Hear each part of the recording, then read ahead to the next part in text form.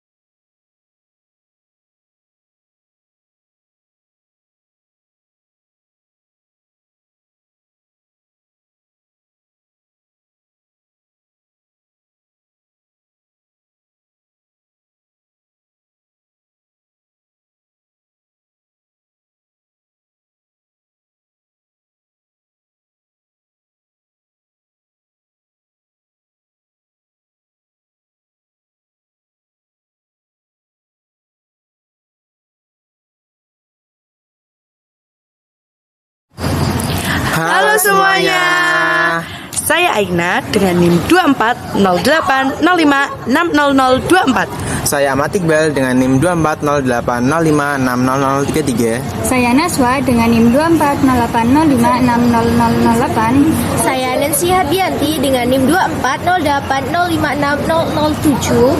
Dan kami dari Kelompok 7 akan menjelaskan Pembuatan dan penggunaan media pembelajaran 3 dimensi Misteri Piramid Lab.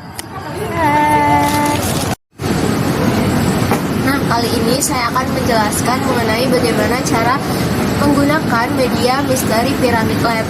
Nah, untuk langkah pertama kita bisa membuka boxnya terlebih dahulu. Nah, setelah kita buka boxnya, selanjutnya di sini ada berupa 5 segi 4 yang terdiri atas 3 buah. Yang pertama ada ukuran besar, kemudian ada ukuran sedang, dan ada ukuran yang paling kecil. Nah, sebelum kita mengerjakan, kita harus membaca terlebih dahulu LKPD yang ada di sini. Nah, LKPD ini berisi bagaimana langkah-langkah yang harus kita lakukan untuk bisa menggunakan Misteri Piramid Lab ini. Nah, yang pertama itu kita buka, yaitu beberapa pertanyaan mengenai stimulus, kemudian identifikasi masalah, kemudian ada pengumpulan data. Nah, di sini pada pengumpulan data kita mengukur masing-masing panjang ukuran dari 5 segi 4 ini. Nah, yang pertama kita harus mengukur panjang alasnya, kemudian panjang sisi miring segitiga tegaknya, kemudian tinggi segitiganya. Nah, kemudian setelah kita mencari atau mengukur ketiga buah limas ini, kita mengisikannya di LKPD. Nah, di sini ada LKPD, ada 5 segi 4 yang pertama, kemudian 5 segi 4 yang kedua, dan ada 5 segi 4 yang ketiga. Nah, untuk selanjutnya kita bisa mengerjakan pada tahap verifikasi, di mana kita harus menghitung masing-masing luas dari sisi-sisi 5 segi 4 ini. Nah, sebelum itu di sini juga ada origami yang berfungsi untuk membuat jaring-jaring dari 5 segi 4. Nah, kita bisa membuat jaring-jaring 5 segi 4-nya pada origami ini. Kemudian selanjutnya kita bentuk dengan menggunakan selasi, kemudian ini penggaris sebagai alat pengukurnya tadi, dan ini gunting. Nah, kemudian selanjutnya saya akan menjelaskan mengenai urutan-urutan dari sintak atau langkah-langkah guided discovery learning-nya. Nah, yang pertama itu ada stimulus. Kita buka LKPD-nya. Pada bagian stimulus itu ada pertanyaan yang harus kita jawab mengenai 5 segi 4.